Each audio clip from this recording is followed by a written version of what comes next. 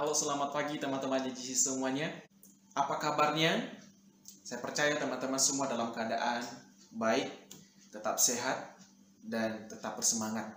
Nah teman-teman, kita bersyukur kita tiba di hari Minggu dan kembali kita lagi untuk mengingat akan pertolongan Tuhan, mensyukuri akan pimpinan Tuhan, berkat anugerahnya dalam hidup kita. Oleh sebab itu, saya mengajak kita semuanya mempersiapkan hati kita untuk beribadah kepada Tuhan, untuk bersekutu bersama, merenungkan firman Tuhan, dan berdoa dan memuji nama Tuhan.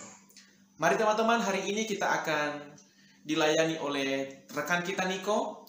Siapkan hatimu teman-teman, dan biarlah firman Tuhan hari ini boleh memberkati teman-teman semuanya.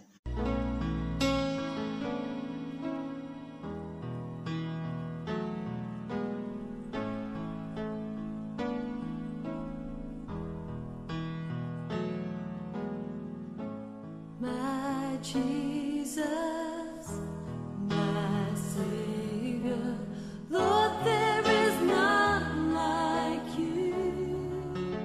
All of my days, I want to praise the wonders of your mighty love. My comfort, my shelter,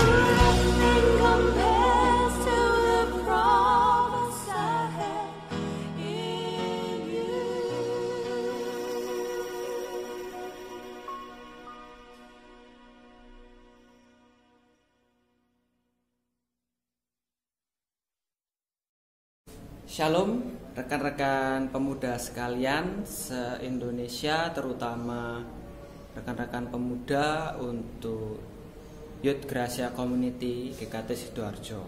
Ya, ini kali pertama saya menyampaikan sebuah renungan dan semoga bisa bermanfaat bagi kita semua nantinya. Oke, untuk saat ini saya akan membahas tentang hal berdoa. Bahasan ini diambil dari Matius 6 ayat 5 sampai 15. Sebelum kita mulai lebih lanjut, mari kita berdoa. Ya Tuhan, terima kasih atas kesempatan yang Kau berikan siang hari ini. Tuhan, Kau percayakan hamba-Mu ini untuk bisa menyampaikan sebuah renungan berdasarkan firman-Mu yang ada di Alkitab. Kiranya Tuhan, Kau mau pakai hamba-Mu ini, dan apa yang keluar dari mulut ini hanyalah perkataan tentang firman-Mu saja. Berikanlah hikmat supaya bisa menyampaikan dengan baik, bukan untuk kemegahan diri sendiri, melainkan hanya kemuliaan Tuhan saja yang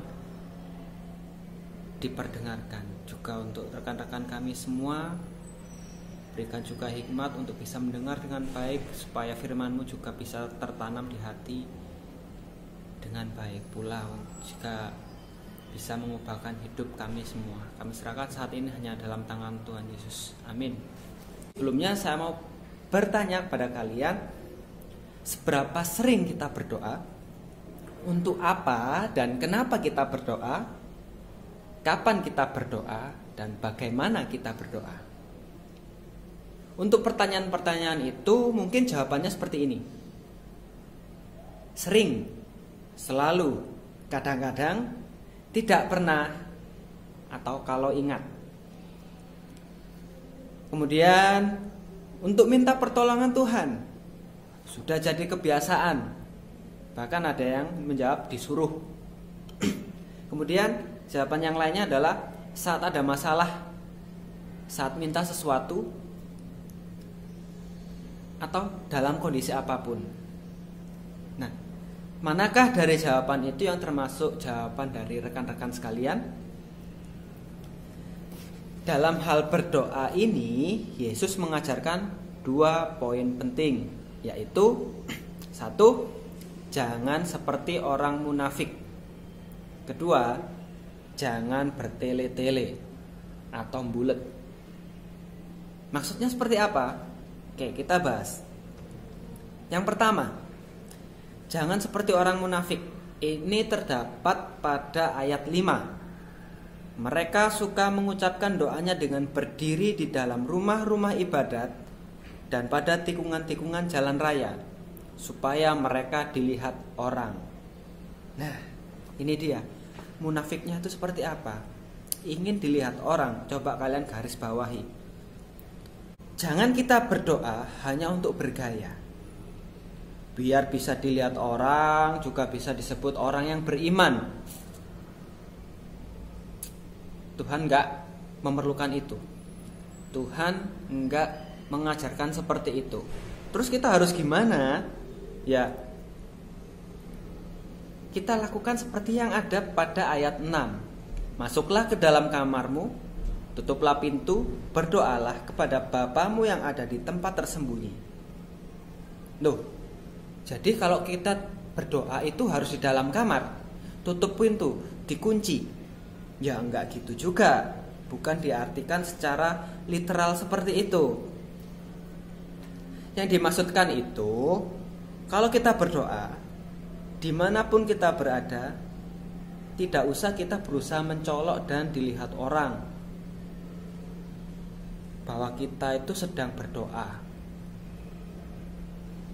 baik sikap maupun suara kita. Terus harus gimana?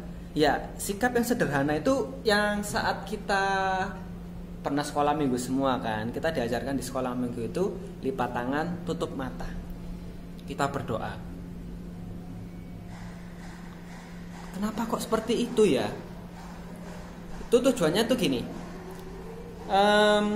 Selagi kita kecil, pikiran kita itu mungkin, atau pandangan kita, sikap kita itu sering atau mudah sekali terpengaruh dengan keadaan sekitar. Jadi kalau guru-guru sekolah minggu bilang lipat tangan tutup mata, kita berdoa, itu diharapkan kita bisa fokus. Fokus kepada siapa? Ya pada Tuhan lah. Saat kita berdoa, kita ngobrol ke Tuhan, ngomong ke Tuhan, bicara ke Tuhan, kita biar fokus, nggak terpengaruh lingkungan sekitar kita. Tapi kalau misalkan kita ada kondisi di mana kita nggak bisa lipat tangan dan tutup mata, ya kita nggak usah memaksakan untuk lipat tangan tutup mata. Contoh, saat kita mau berangkat kerja atau berangkat kuliah, berangkat sekolah, naik motor, kita keburu-buru nih, terus lupa berdoa. Masa iya kita harus lipat tangan tutup mata sambil nyetir? Ya enggak kan? Bisa celaka dong kita. Nah, jadi untuk hal berdoa yang pertama, untuk supaya tidak seperti orang munafik, yaitu ya kita perlu persiapkan hati kita. Hati yang benar-benar mau menghadap Tuhan, mau ngomong sama Tuhan. Jadi nggak masalah kita kalau berdoa sambil melek, sambil nggak lipat tangan, ya sambil mata terbuka. Yang penting kita itu fokus, nggak terpengaruh lingkungan sekitar. Jangan juga kalau kita tidak tutup mata, kita berdoa sambil gini, ya Tuhan terima kasih atas berkat-Mu hari ini ya. Kita nggak fokus jadinya. Sekalipun mata kita nggak tertutup saat berdoa, itu nggak masalah. Yang penting hati kita. Yang jelas berdoa kita itu tidak mengganggu orang sekitar, atau malah gak usahlah kita berusaha untuk menarik perhatian orang kalau kita berdoa, apalagi dengan gaya-gaya yang wah gimana gitu. Oke, poin yang kedua, jangan bertele-tele. Nah, bertele-tele ini seperti apa ya? Kita itu berbelit-belit ngomongnya. Seperti yang tertulis ada di ayat 7, lagi pula dalam doamu itu janganlah kamu bertele-tele seperti kebiasaan orang yang tidak mengenal Allah. Kesimpulannya adalah saat berdoa kita itu hanya perlu to the point ke Tuhan. Gak perlu ngalor ngidul basa-basi. Kenapa? Ya, karena Tuhan itu sudah tahu kita mau tuh ngomong apa. Jadi kita gak usah bertele-tele. Sebelum kita minta pun Tuhan itu tahu apa yang kita mau omongkan. Karena apa? Dia maha tahu, maha kuasa gitu loh. Bener gak? Kembali lagi, kita hanya perlu datang dengan hati yang tulus, khusyuk, lalu ngomong yang to the point. Kita doakan apa yang kita rindukan. Kita bisa to the point kepada Allah, kepada Tuhan, karena kita sudah saling kenal gitu loh. Gak mungkin kalau kita gak kenal, kita gak mungkin bisa belak-belakan. Makanya orang yang misalkan pernah ketemu sales, orang ke sales karena belum kenal sama kita, pasti akan bicaranya itu kita diarahkan ke sini, akhirnya menawarkan produk. Tapi karena kita sudah kenal dengan Allah, kita gak perlu seperti itu. Kita langsung aja doa, kita langsung omongkan. Tapi perlu diingat ya, kita kenal dengan Allah itu bukan karena usaha kita, tapi Allah yang memperkenalkan dirinya terlebih dahulu, baru kita kenal Allah. Dan demikianlah terjadi hubungan kedekatan ini. Nah, karena kedekatan ini Allah memperkenalkan dirinya sebagai Bapa. Kita adalah anak. Hal yang wajar saat anak meminta kepada bapaknya itu to the point. Benar nggak? Seperti itu. Nah, atas dasar hubungan itulah kita diminta untuk leluasa dalam berdoa, menyampaikan apa yang ada di dalam hati kita. Tapi sekalipun to the point, kita juga perlu adanya rasa hormat. Karena yang kita ajak omong ini adalah Tuhan, Bapak. Bukan seperti kita ngobrol ke teman kita lewat WA atau saat kita nongkrong di warkop, di kafe. Asal nyeplos, enggak, tetap ada rasa hormat dan aturannya. kita berdoa berarti kita datang untuk bicara kepada Bapa. Terus Bapa kita itu memang di sorga, tapi akan terasa dekat saat kita berdoa kepadanya. Karena dia hanya sejauh doa. Saat kita berdoa kepada Tuhan, kepada Allah, itu akan serasa kita ngobrol face to face. Hanya satu kondisinya. Kondisi kita, hati kita tulus dan khusyuk. Fokus pada Allah saja. Semoga dari sini mungkin bisa membantu teman-teman sekalian untuk memperbaiki gaya bahasa saat kita berdoa. Di kemudian hari yang mungkin masih ada yang membawa kebiasaan doa masa sekolah minggu sampai umur sekian, mungkin bisa diperbaiki lagi. Oke. Ya, sebelum kita akhiri, kita naikkan doa syafaat bersama. Doa kita untuk kondisi corona ini, pandemi ini, semoga bisa selesai dan kondisi bisa kembali normal, sekalipun pemerintah sudah menetapkan sekarang itu kondisi new normal, tapi apakah benar-benar normal ya masih belum 100%. Jadi kita doakan supaya Tuhan mau mengubahkan kondisi ini dan benar-benar mengembalikan kondisi seperti sedia kala di seluruh Indonesia, khususnya kota kita Sidoarjo. Terus juga untuk kita semua masing-masing supaya tidak kehilangan pengharapan dalam kondisi yang tidak menentu ini. Juga untuk hal-hal pribadi yang lain yang mungkin teman-teman, rekan-rekan sekalian bisa doakan juga. Mari kita berdoa. Terpujilah Engkau Tuhan, karena Engkau yang Maha Kuasa atas hidup kami. Engkau yang memberikan izin pada kami untuk bisa tetap hidup sampai saat ini Tuhan. Kami bersyukur Tuhan atas nafas hidup yang Kau berikan pada kami sampai detik ini. Ya Tuhan, kami mau berdoa untuk negara kami yang sedang mengalami pandemi COVID-19 ini Tuhan. Dalam kondisi yang tidak menentu ini, kami yakin bahwa ada rencana Tuhan yang terbaik di balik ini semua. Namun kami sadari bahwa kami ini lemah Tuhan. Kami hanya manusia biasa. Kami sering melupakan Tuhan dan melupakan kemahakuasaan Tuhan, sehingga hati kami dipenuhi rasa khawatir. Dalam kondisi yang tidak menentu ini Tuhan, kami berdoa supaya hanya atas perkenanan-Mu saja Tuhan, Kau bisa membalikkan keadaan ini menjadi sedia kala, bahkan jauh lebih baik dari sebelumnya.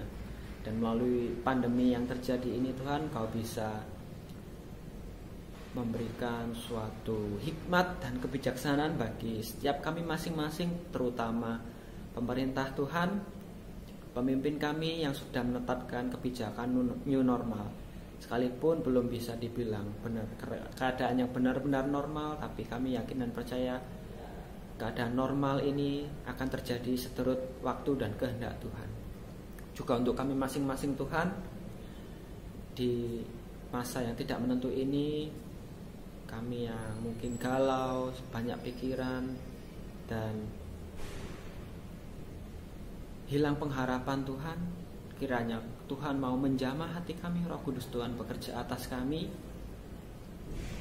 dan juga memberikan pengharapan yang senantiasa baru setiap hari Tuhan, bahwa Tuhan tidak meninggalkan kami sekalipun dalam kondisi yang sangat berat. Karena kami tahu bahwa kondisi yang kami alami ini tidak melebihi kekuatan kami. Kami serahkan hidup kami ini hanya dalam tangan Tuhan Yesus. Juga untuk pekerjaan kami Tuhan, aktivitas kami, yang kuliah, yang sekolah, yang mengajar, yang bahkan melakukan penginjilan Tuhan dimanapun kami berada. Mohon Tuhan berikan kekuatan, Roh Kudus Tuhan menguatkan kami, menguatkan hati kami, kembalikan semangat kami supaya tidak menyerah dari keadaan ini. Kami serahkan Tuhan keluarga kami masing-masing, kondisi kesehatan kami, kecukupan setiap hari kami Tuhan, hanya Tuhan sendiri yang mengatur itu Tuhan. Kami serahkan semuanya ini hanya dalam tangan Tuhan Yesus yang Maha Kuasa. Seluruh hidup kami ini tanpa terkecuali, mulai dari sekarang sampai selama-lamanya. Dalam nama Tuhan Yesus kami sudah berdoa. Amin. Oke teman-teman, rekan-rekan sekalian, terima kasih atas perhatiannya. Bye.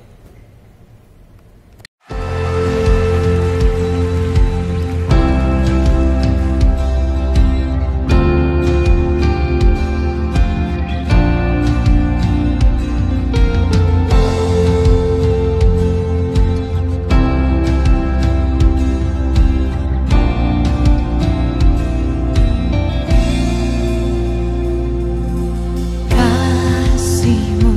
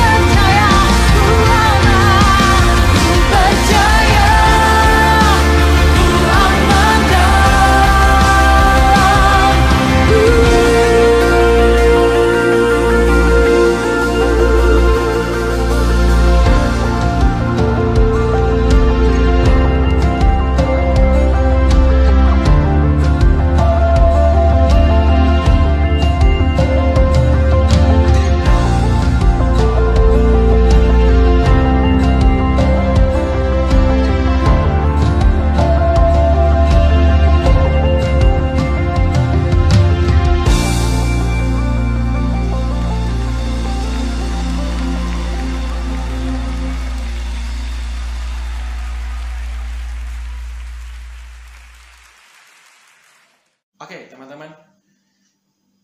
Bersyukur untuk renungan firman Tuhan yang telah kita nikmati bersama-sama. Dan saya percaya bahwa teman-teman lebih dalam lagi memahami akan pemahaman tentang doa. Dan kiranya hari ini, hari Minggu yang indah ini, boleh membawa sukacita bagi teman-teman. Dan terus semangat, tetap berharap kepada Tuhan.